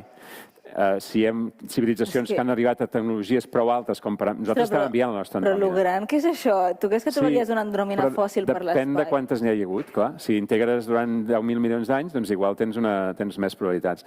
No? És evident que els números... Això tornem a l'equació de Drake, perquè no l'hem apuntada, no? I és el Drake es va intentar calcular amb quanta gent podies parlar a data d'avui. Això és l'equació de Drake, no? Tu agafes, això és multiplicar 7 termes, que aquests 7 termes multiplicats et donen n, que n és el nombre de civilitzacions comunicatives en un moment determinat, que és ara. No? I aquests 7 termes doncs, són certes probabilitats de que passin certes coses, de que es formin estrelles, de que aquestes estrelles formin planetes, de que aquests planetes siguin habitables, de que en aquests planetes habitables es formi la vida, de que aquesta vida acabi sent intel·ligent, de que aquesta vida sigui comunicativa i de que, a més, no es destrueixi ella mateixa al cap de 4 dies, com ens podia haver passat aquí a nosaltres. No? Multiplicant tot això, a Frank Drake li va sortir 10.000, que jo crec que és superoptimista. És molt massa. Sí. Llavors... 10.000 a tot l'univers, No, tota la galàxia a data d'avui. Ah, val. Sí, 10.000 civilitzacions comunicatives en un moment determinat. Això és el número. El que passa és que l'equació de Drake, jo i molts altra gent som crítics amb això. És una equació que no té cap capacitat predictiva, diguem-ho així, perquè hi ha una sèrie de termes que has de multiplicar que són completament desconeguts i que només sabràs quan parlis amb algú. Llavors diguis, bueno, quan sou aquí? No? Llavors allà començarem a fer coses. No? És a dir que és veritat, o sigui, Fermi no és ben bé, diu, escoltem i no sentim a ningú, és una mica més genèric, no? És com és que no hi ha cap evidència de que hi hagi hagut civilitzacions prou avançades com perquè amb el temps que han tingut no s'hagin pogut escampar per la galàxia. Perquè nosaltres arribem relativament tard.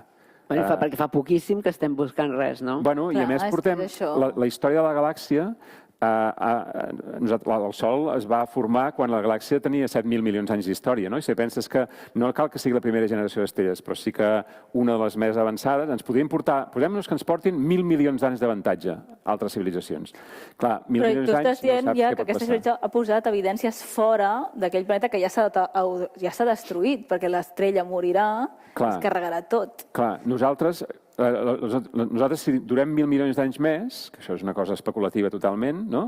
Podem pensar, ens escamparem per la galàxia? Tindrem aquesta tentació segur. No? Agafarem trastos i anirem por ahí si tenim tecnologia per fer-ho. Segur, però vull dir, no sé si per la galàxia, tu aniràs pel sistema solar... Ja, però si tu fas números i amb 1.000 milions d'anys, amb un vespino, creues la galàxia.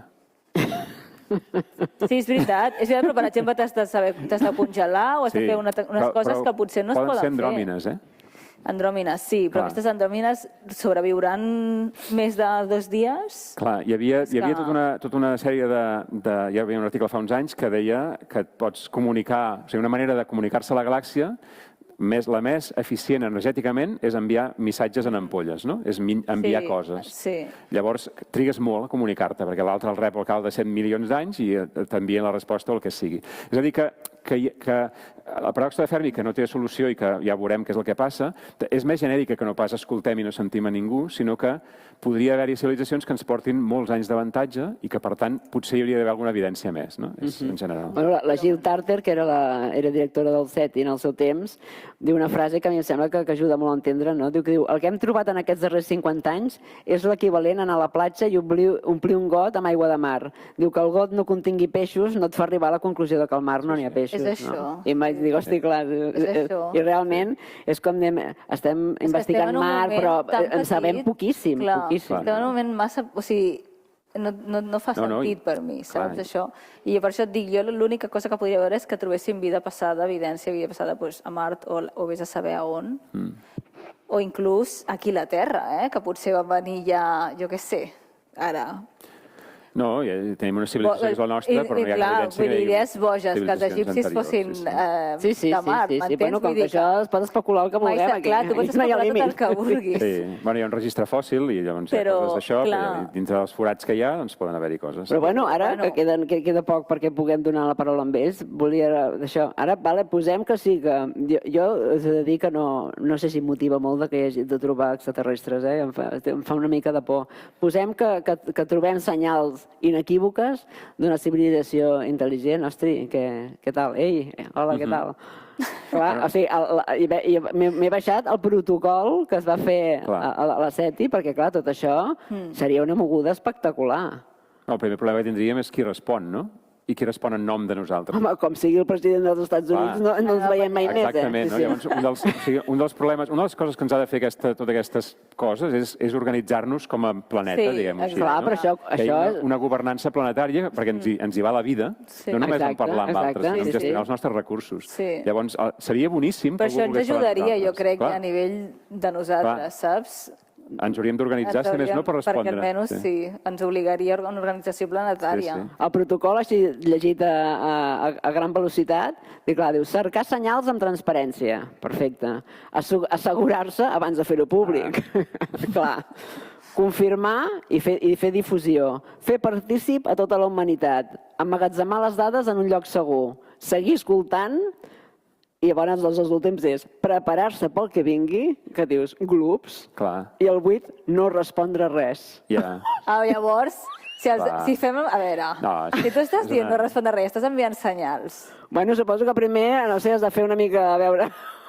No, però és que això realment, jo trobo, aquí soc supercrític amb això, jo estic totalment contrari a aquests protocols d'això, perquè és que no hi ha res... Però algun protocol hi hauria d'haver, no, Ignasi? Sí, de parlar sí, però a l'hora de dir amaguem el cap sota l'ala i aviam si no ens veuen, això és una xorrada. Si tenen tecnologia per venir aquí a destruir-nos, ja fa dies que saben qui som, perquè hem estat emetent, diguem-ho així, radiació de manera inadvertida. És a dir, que clar, si en tot cas especulem que hi hagués aquesta possibilitat de parlar, òbviament s'ha de parlar, i això es fa por. El problema és la por. El problema és que jo pensar que algú vindrà aquí a destruir-nos és tan humanitat. O sigui, no. És el que nosaltres faríem, jo no pensaré mai que sigui que vindrà a destruir. Marina, hi ha la possibilitat de que siguin igual que nosaltres, per exemple, Home, poca broma, ara hi ha un altre món, no sé on, i ple de... Jo crec que l'estupidesa que hi ha aquí és difícil. Sí. D'aconseguir en un altre planeta. I a part, no passa res. Has dit una frase de la pel·lícula que és d'Ultimàtum a la Tierra. Li diu això, el Clato li diu... M'impacienta l'estupidesa, diu, la meva gent ja ha après a viure sense, i diu, em temo que la meva no em sap greu, li diu el d'aquí.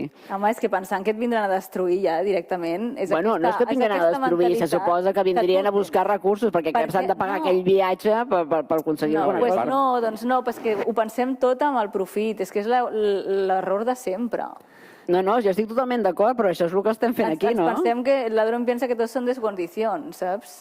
I a més que, en tot cas, seríem assimilats, diguem-ho així, no? O sigui, ja està bé, perquè són... O sigui, civilitzacions no estem aportant gaire, de moment. Depèn, no sé, és que tinc els dubtes jo, Llavors, en tot cas, pot ser un escenari, aquest, no? Una civilització més avançada tecnològicament, o és respectuosa o t'absorbeix. No cal que t'aniquili, diguem-ho així, no? Si ens dona aquesta...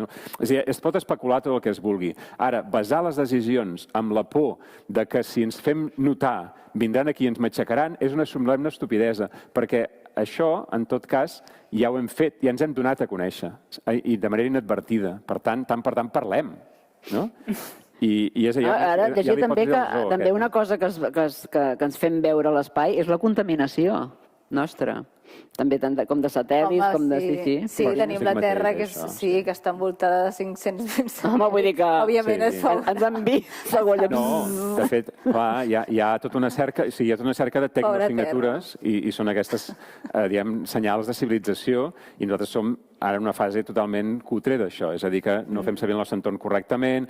De fet, ens apagarem en un cert moment. Tot això que ha estat enviant ara durant segles, perquè les comunicacions òptiques es faran molt més eficients i tal, i deixarem d'emetre ones de ràdio. És a dir, que tot són etapes, tot plegat, no? I buscar aquestes tecnosignatures també es fa avui dia, no? I nosaltres, doncs ara, diguem-ho així, som evidents des d'un punt de vista de tecnosignatures i ens podrien detectar en aquest sentit. Sense voler, sense parlar, també, no? Escolteu, Mai, quina és la vostra pel·lícula preferida d'extraterrestres?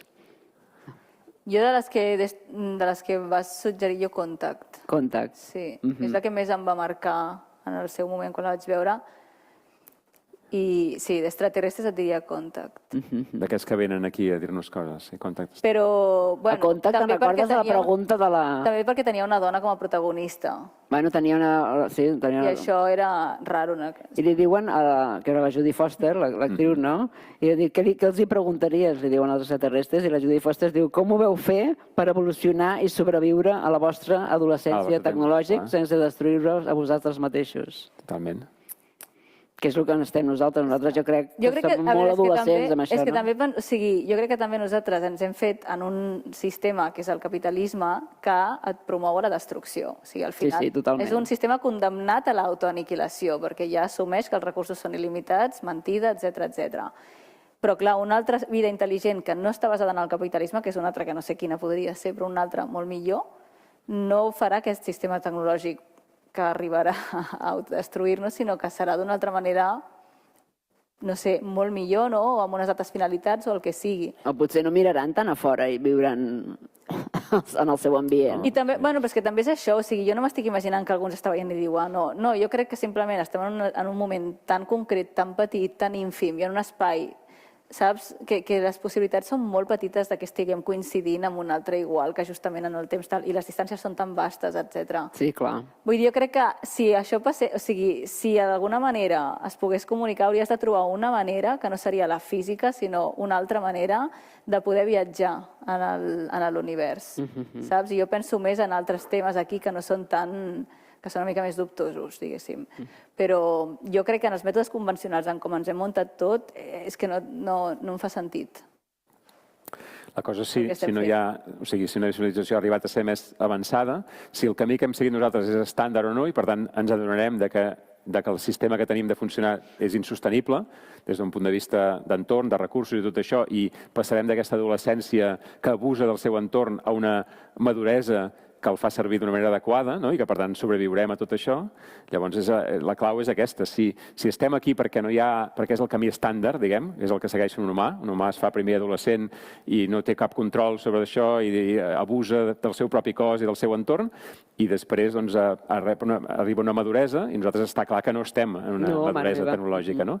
Llavors, si altres civilitzacions han arribat a passar això, doncs, bueno, potser nosaltres també sobreviurem a aquesta pregunta que deia la Jodie Foster, com ho heu fet per sobreviure aquesta etapa, que és la de l'abús dels teus recursos, no? I nosaltres estem en ple antropocè, no? Una era en la qual els humans estem alterant el nostre entorn de manera exagerada, no?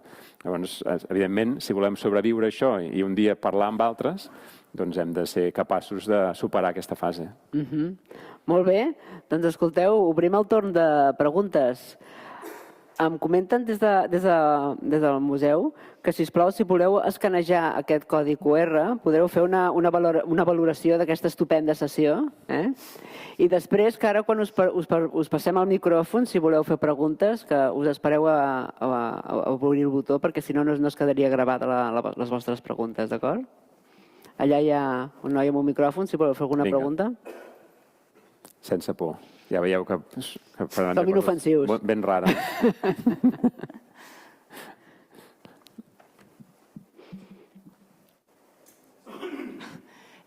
Recuperant el que heu dit abans de la missió Polo, que es van agafar 380 quilos de mostres i encara hi ha algunes que no estan analitzades, a dia d'avui, amb totes les eines que hi ha, que s'agafen dades de tota l'estona, fins a quin punt s'aprofiten totes aquestes dades? O sigui, com es tracten? Com hi ha prou recursos com per analitzar tot això? O ja com us desaprofiten? O sigui, d'aquí uns anys tornareu enrere i veureu, ui, se'ns va escapar no sé què.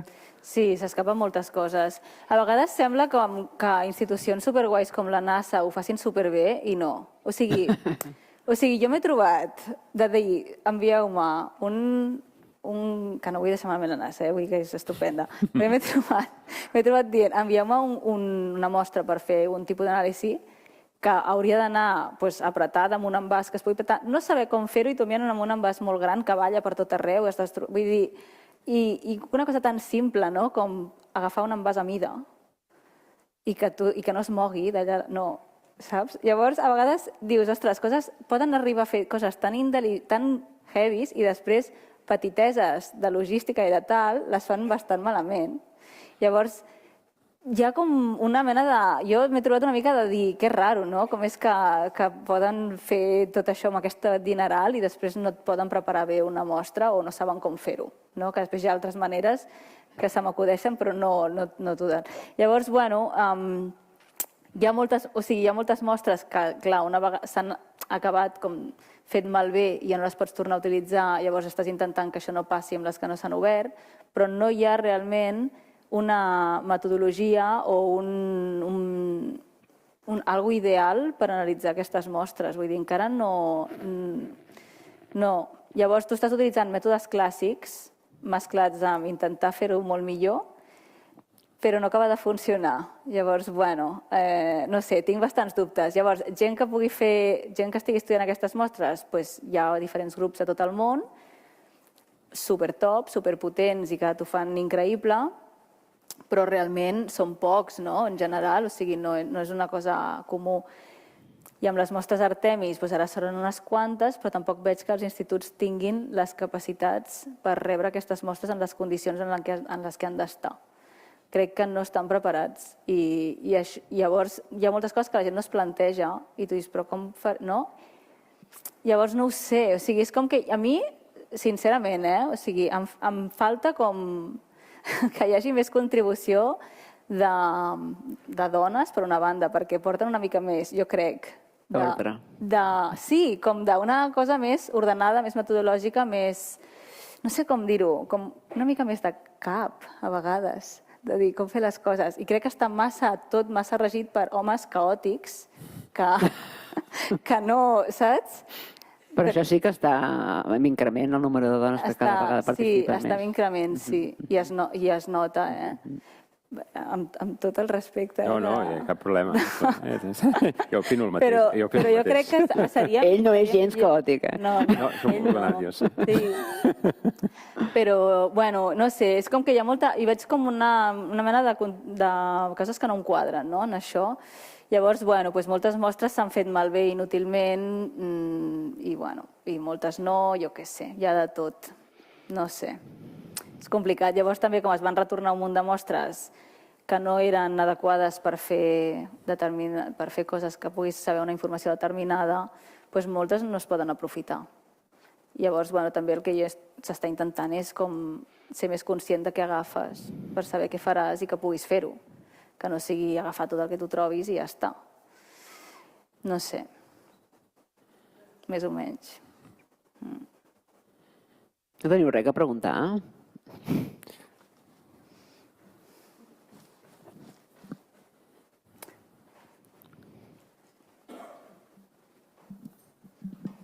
Hola, felicitats. A veure, dues cosetes. Una, no sé, jo he llegit a vegades, fa temps i tal, que no sé exactament quin departament de la intel·ligència americana d'Estats Units, no sé si és, no sé, la CIA o l'agència, no sé què, que tenen informació amagada sobre contactes o fets extraterrestres o així que han vingut o que tenen...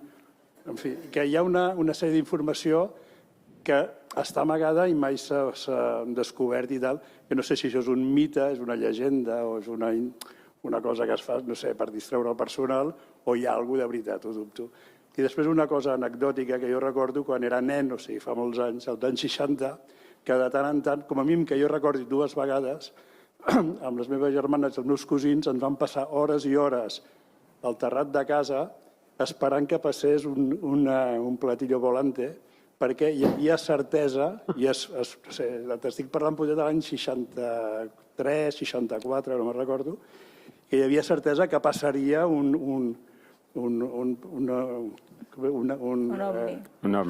ovni, exacte, passaria un ovni, i no érem només nosaltres, sinó que jo me'n recordo, a Barcelona veies moltes finestres allà mirant el cel i tal.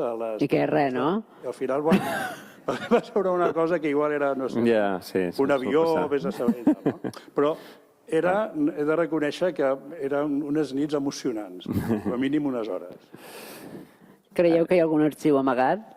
Se n'ha parlat. Evidentment, hi ha molta gent abonada a les grans conspiracions, no? I això és una cosa que és un clàssic dels humans, que pensem que hi ha grans conspiracions. En el cas de la NASA, que és la NASA en principi que mantenia aquests registres, sabeu, això de l'Àrea 51, Roswell, totes aquestes coses que se n'ha parlat tant en el seu moment, no? I a més hi ha una cultura pop d'això, doncs anar a la Roswell i t'agafes... Tot passa als Estats Units, és increïble. Sempre van allà. Bueno, llavors no ens hem de preocupar.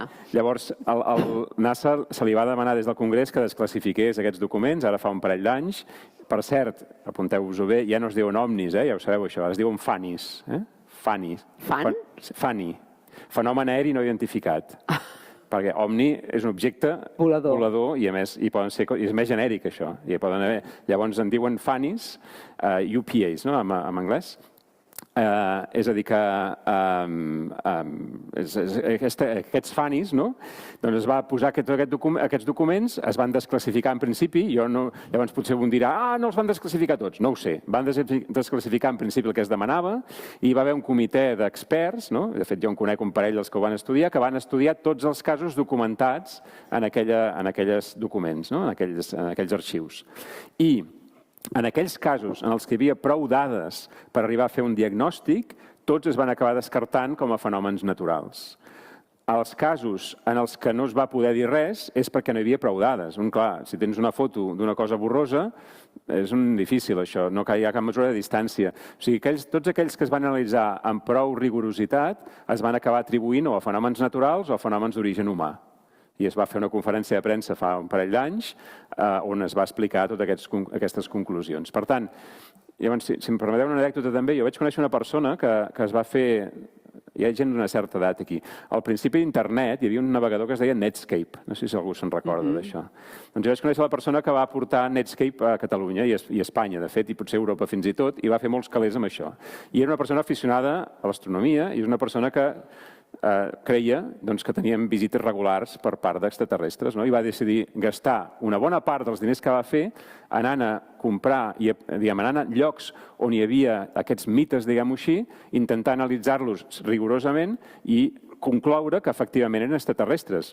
I per tant, això. Llavors ell se'n va anar a Perú a comprar una mòmia que deien que era extraterrestre, a Indonèsia a buscar no sé què, i va anar per tot el món, i això és un cas real, comprant tot això, intentant investigar. I jo estàvem dinant amb ell i em va dir, i vaig quedar super decebut, perquè qualsevol d'aquestes coses que jo anava i l'estudiava amb mètodes, diguem així, científics per arribar a veure si realment era extraterrestre o no, totes van acabar descartant. O sigui, es va gastar la seva fortuna, diguem-ho així, perseguint aquest somni de detectar extraterrestres i no ho va aconseguir.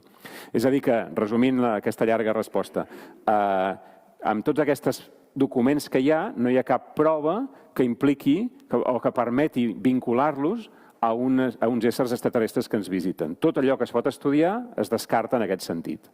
Ara, llavors hi ha tota mena d'especulacions i coses que ha vist la gent i aquest a mi se m'han endut i m'han tornat, m'han fet una sèrie d'experiments per tota una colla de forats, etc. És tot el que... Ai, vols dir? És tota una colla que... Això hi ha gent que ho diu. I això llavors cadascú que es faci il·lusió. Jo també he de dir que per fer el contrapunt m'he passat moltes hores, si soc astrònom aficionat també, he passat moltes hores allà amb un telescopi mirant el cel i no m'han vingut a portar. Bueno, jo he de dir que una vegada estava a Dublín, quan vivia allà a Erasmus, i pel mig del carrer O'Connell Street, que és el centre de Dublín, és que, bueno, jo ara ho diré, però vaig veure un platillo volante passant. Però tu no estaves de festa? No, de dia, 12 del migdia. Jo no estava de festa, 12 del migdia. Vaig veure, però literal, com si fos de pel·lícula, com si l'haguessin fet després, perquè era el típic de platillo amb una bola al centre. I llavors va baixar, i a més tot el carrer ple de gent. I clar, jo estava sola, jo estava com intentant avisar, però no. I aquest platillo anava molt ràpid, clar, jo no vaig fer unes fotos, bueno, i llavors va marxar i ja va desaparèixer. Clar. I jo sempre vaig pensar, jo me'n recordo arribar a casa, clar, diu, jo me'n recordo arribar a casa i escriure al meu diari, he vist un ovni.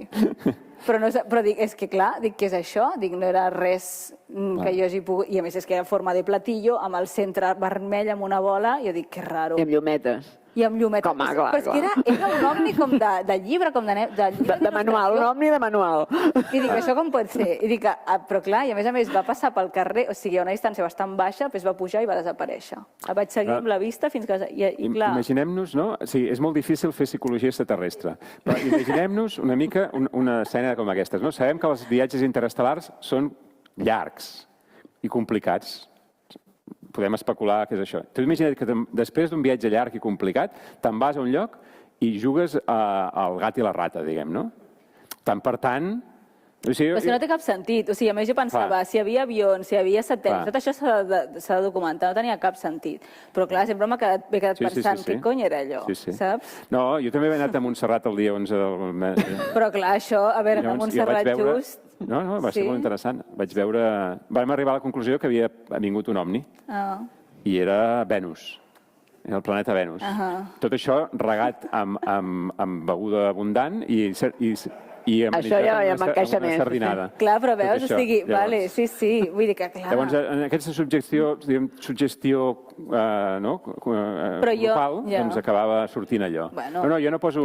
Jo no poso en dubte el que ha vist la gent, en general. L'única cosa és que m'agrada dir sempre que davant de grans afirmacions, diguem-ho així, que és que vinguin... No em refereixo al teu cas, en general, que vinguin extraterrestres a visitar-los, cal grans proves, no?, per contrastar. Jo sempre he pensat que allò tenia una explicació segur, vull dir, em sembla com tonto explicar, perquè és com, això té una explicació segur. I llavors molts d'aquests casos, o són imatges amb poca definició, o són fotos d'aquestes que diuen d'això, són molt donats a aquests misteris dels humans, que si el llac Ness, que si no sé què, que si el coll de...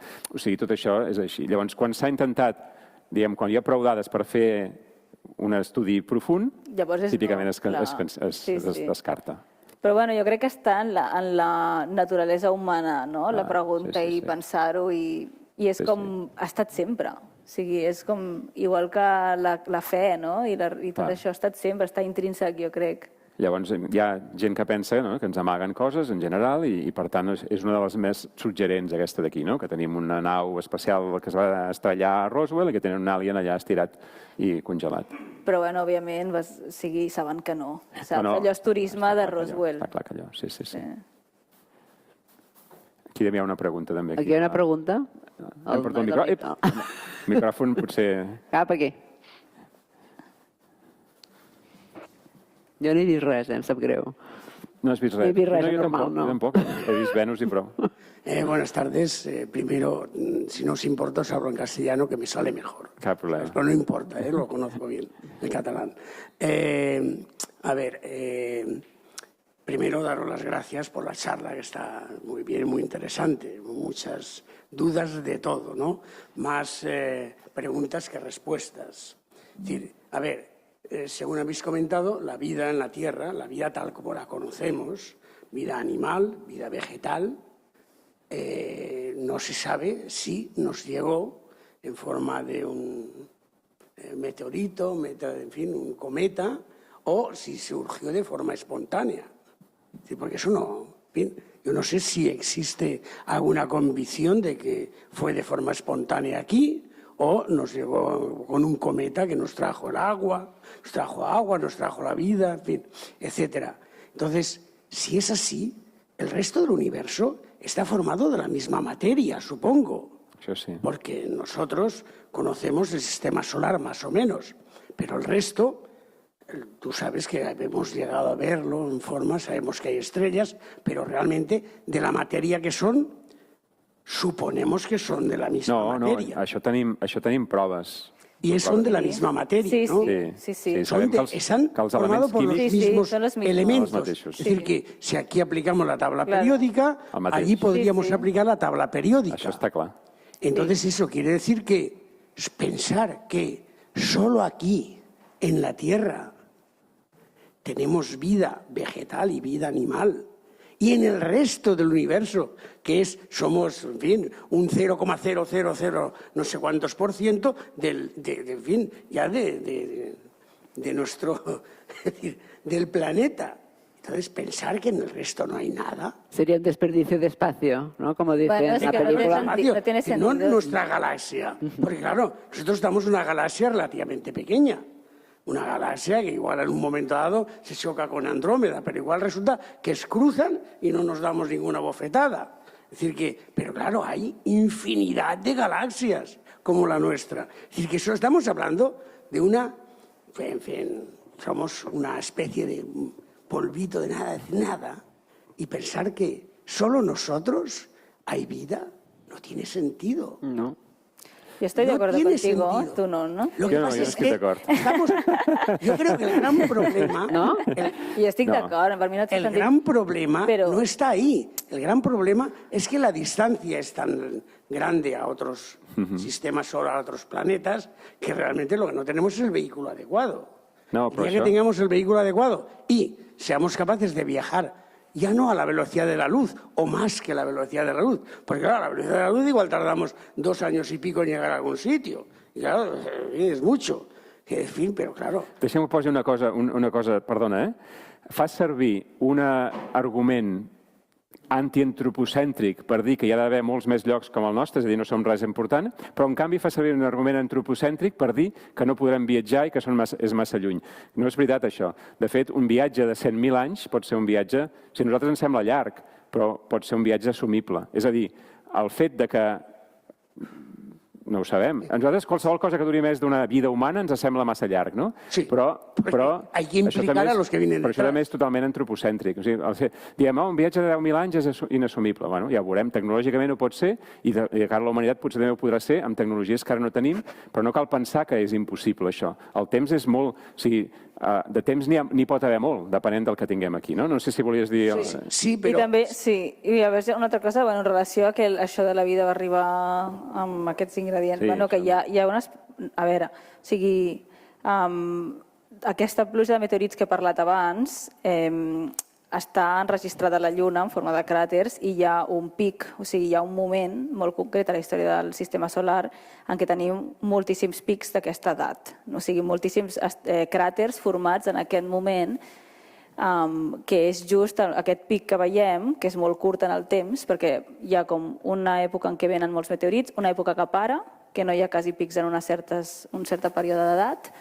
Llavors hi ha un pic molt petit de molt material que de cop ve i tenim molts cràters d'aquest moment i després torna a haver un paro.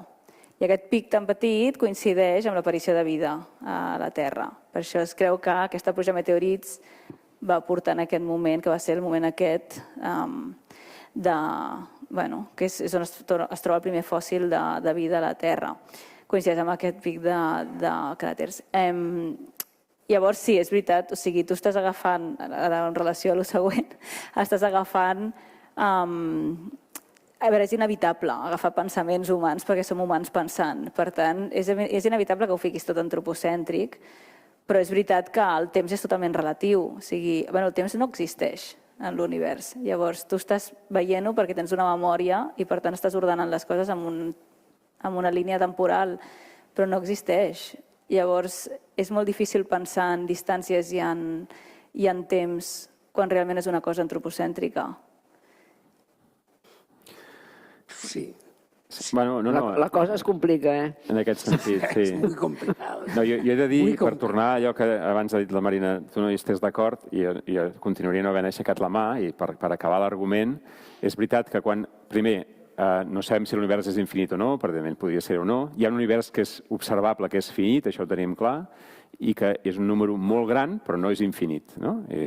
Sabem més o menys que a la nostra galàxia hi ha uns 200.000 milions d'estrelles i que hi ha aproximadament uns 2 bilions de galàxies observables. Per tant, és un número que és enorme, però no és infinit. I llavors, aquí el punt clau és com de probable és que a partir d'uns elements químics bàsics, que són els que poden haver portat aquests objectes que han caigut a la Terra rics en molècules orgàniques, a partir d'aquí, de manera, diguem-ho així, sense intervenció de res més, s'hagi generat vida de manera espontània, que és aquesta biogènesi que diem. Com de probable és això? I aquí és on jo em poso, no dic que... Jo no hauria aixecat la mà, no perquè estigui a favor o en contra, és perquè no tinc opinió. O sigui, no crec res, diguem-ho així, no? A mi el que m'agradaria és que hi hagués vida a tot i plen. T'agradaria. M'encantaria que anem a tot arreu. Però crec que no estem... Per què? Dius, ostres, tant serà que no. Bueno, ja, i si la probabilitat que això passi és una entre un trilió, doncs, cony, doncs a la galàxia no n'hi ha cap, a part de nosaltres, no? No ho saps. No, per això. Per això, no és que...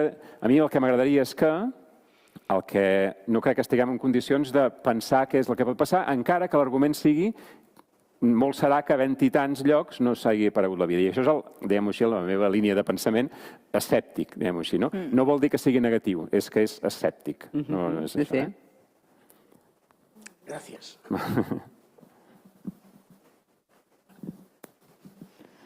Doncs, si no tenim més Molt bé. preguntes, Doncs gràcies. ho deixem aquí.